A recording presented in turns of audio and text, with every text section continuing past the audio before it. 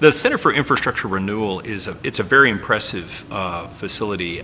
We've toured people through here that are at the top of their profession in infrastructure, in engineering, and they are so impressed with this facility and its capabilities. I think this place is really sort of the birthplace of the new RELLIS campus, and it's been a great showplace. It's great for meetings.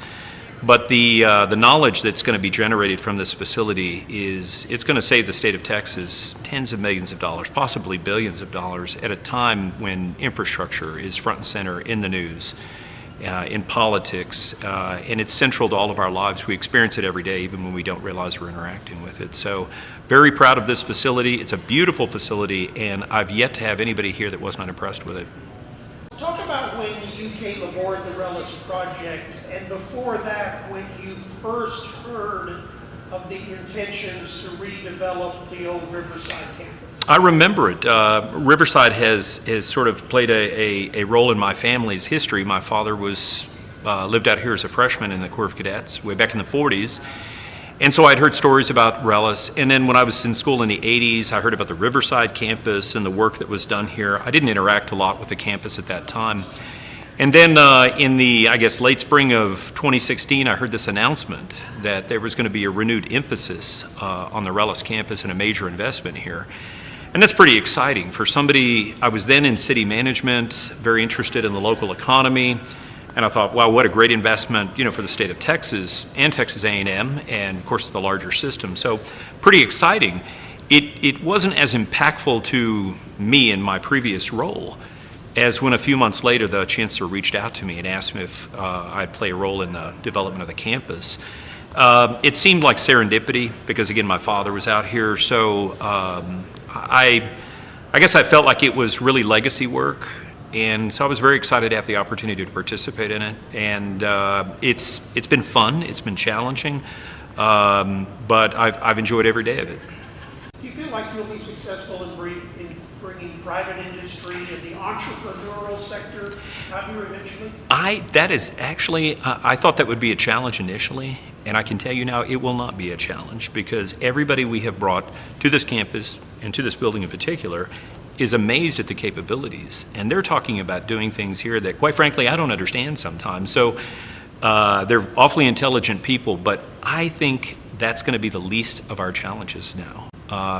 Every entity we brought to this campus is surprised at what they find here, and just about everybody wants some presence on this campus. So I think that's going to be a lot easier than I initially thought it would be.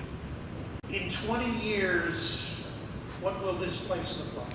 If you've seen the master plan for RELLIS, it's a bit of a revelation. It's a small city. So I don't know why I want to say that we're building a small city, but when you look at the intended student presence here, you look at the research, the graduate students, the doctoral candidates, the postdoctoral research, the interaction with the Department of Defense, Department of Energy, private industry, it's probably hard to imagine what this place is going to look like 20 years from now.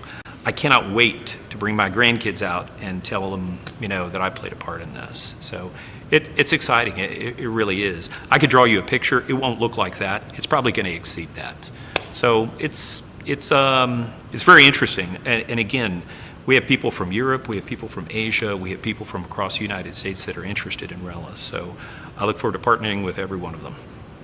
And because of the legacy that this place holds, what about the preservation aspect to that redevelopment? Well, for better or worse, I'm a history nut too. So I read myself to sleep every night reading history. So when I go through some of these buildings, I'm looking for the aspects of those buildings that are vintage 1943.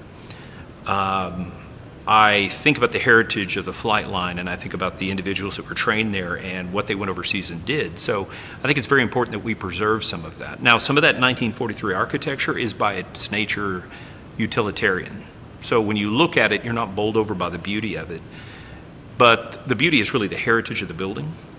And so it's important that we maintain certain aspects of that, not all of it. Some of it is not worth preserving. Some of it is central to the campus. We're preserving the chapel, for instance, which was a centerpiece here on the campus. We haven't started that preservation effort. We're looking into it. But there are certain buildings that really are worth maintaining because of the the importance that they played in the development of the campus. And so you'll see that. That's a central theme through the campus. I'm glad you asked about that. And again, that pays reverence to all the folks that came here and did so much, to defend democracy and defend the country.